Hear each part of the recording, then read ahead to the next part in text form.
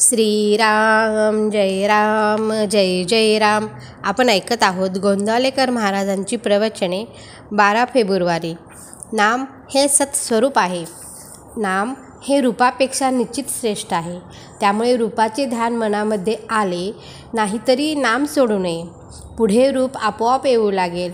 रूप हे जड आणि दृश्य असल्यामुळे उत्पत्ती, स्थिती आणि विनाश, वाढ होणे आणि घटणे, जागा व्यापणे आणि जागा बदलणे, कालामानाने फरक पडणे इत्यादी बंधने त्याला असतात.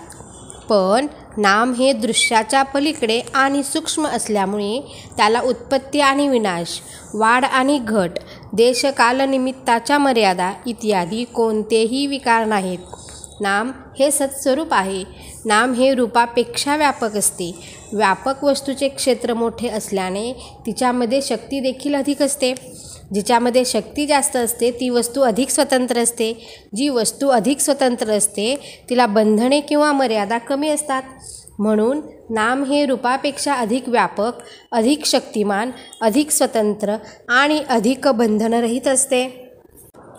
आपली ज्ञानक्रिया कशी चालते ते पाहू.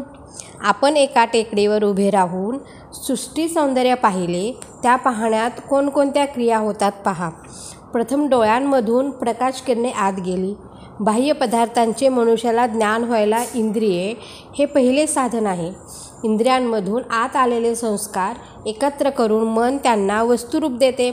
वस्तुरूप तयार झाल्यावर बुद्धी सारासार विचार करून त्या वस्तूचे यथार्थ ज्ञान आपल्याला करून देते. पण मनुष्याच्या बुद्धीचा व्यापार इथेच थांबत नाही.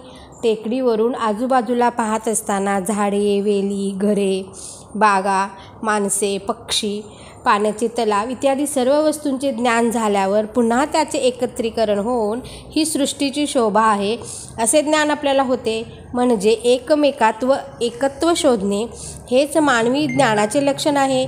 या जगामध्ये कितीतरी वैचित्र्य आढळते. नाना प्रकारचे दगड, नाना तऱ्हेचे किडे, नाना प्रकारचे पक्षी, प्राणी या सर्वांची नावे जरी भिन्न असली तरी त्या सर्वांमध्ये असणेपणाचा गुण आहे. म्हणजे सजीव प्राणी झाला तरी तो आहे आणि निर्जीव वस्तू झाली तरीही ती आहे. एवढेच काय, पण आनंदाला सुद्धा आहेपणाचा गुण आहे. या असणेपणाचा गुणाला नाम असे म्हणतात. यालाच ओंकार असे म्हणतात. ओंकारातून सर्व सृष्टी उगम पावली. ओंकार हे परमेश्वराचे स्वरूप आहे. अर्थात नाम म्हणजे सत होय. म्हणूनच नाम हे सृष्टीच्या आरंभी होते. ते सध्या आहेच आणि सृष्टीचा लय झाला तरी ते शिल्लक राहणारच. नाम म्हणजे ईश्वर होय. नामातून अनंत रूपे उत्पन्न होतात आणि अखेर त्या नामामध्ये ती लीन होतात. रूप हे नामाहून निराळे राहू शकत नाही. नाम हे रूपाला व्यापून पुन्हा शिल्लक उरते. नाम हे शाश्वत आहे. ते पूर्वी टिकले, आता आहे आणि आपण गेल्यावरही ते राहणार. श्रीराम.